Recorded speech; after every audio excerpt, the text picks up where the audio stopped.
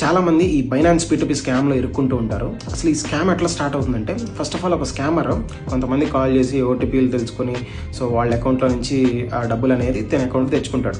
ఆ అకౌంట్ ఏమి స్కామర్ పేరు మీద ఉండదు, ఎవరో ఒక అనామకుడి పేరు మీద ఉంటుంది. తన పేరు మీద bank account and Binance account తీసుకొని ఆ అకౌంట్కి ఆ స్కామ్ డబ్బులు విత్డ్రా తెచ్చుకుంటాడు. అక్కడి నుంచి ఏం చేస్తాడు, బైనాన్స్ ద్వారా USDTలో కన్వర్ట్ చేసుకుంటాడు ఈ P2P ద్వారా. అండ్ ఆ USDTని బైనాన్స్ నుంచి తన క్రిప్టో వ్యాలెట్ విత్డ్రా చేసుకుంటాడు. సో అట్ ద ఎండ్ ఆ స్కామ్ ఫండ్ అనేది సేఫ్ అయిపోతుంది దానికి. బట్ ఇక్కడ ఎవరైతే ఆ స్కామ్కి గురయ్యారో వాళ్ళు వెళ్ళి పోలీస్ కంప్లైంట్ ఇచ్చిన తర్వాత ఎవరైతే అనామకుడు అనుకున్నావో ఆ అనామకుడి మీద కేసు పడుతుంది.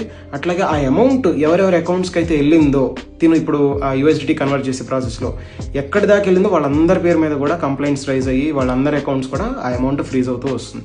కొంతమంది అయితే అకౌంట్ మొత్తం ఫ్రీజ్ అవుతూ కూడా వస్తుంది. అండ్ కొంతమందికి అయితే FIRs కూడా రైజ్ అయినాయి. సో ఇట్లా వేరియస్ టైప్స్ ఆఫ్ కంప్లైంట్స్ అన్నీ కూడా ఇదే ఛానల్లో జరుగుతూ ఉంటాయి. కానీ ఇక్కడ ఒక ట్విస్ట్ ఏంటంటే, మీకు పంపించే పర్సన్ స్కామర్ అయ్యి ఉండకపోవచ్చు, బట్ తనకు రిసీవ్ అయిన ఫండ్ స్కామ్ ఫండ్ అయ్యి ఉండొచ్చు. ఆ ఫండ్ తన దగ్గర నుంచి మీకు వచ్చి ఉండొచ్చు. సో మీ అకౌంట్ కూడా ఫ్రీజ్ అవుతుంది. సో ఇది జనరల్గా జరిగే ప్రాసెస్.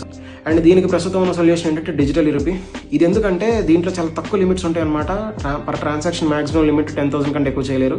అట్లాగే మాక్సిమం పర్ డే లిమిట్ అయితే చాలా బ్యాంక్స్ అయితే 20,000, 10,000, 30,000, మాక్సిమం 50,000 అంత మించి అయితే ఏ బ్యాంక్స్ కూడా పర్ డే ట్రాన్సాక్షన్ లిమిట్ అయితే ఉండదు.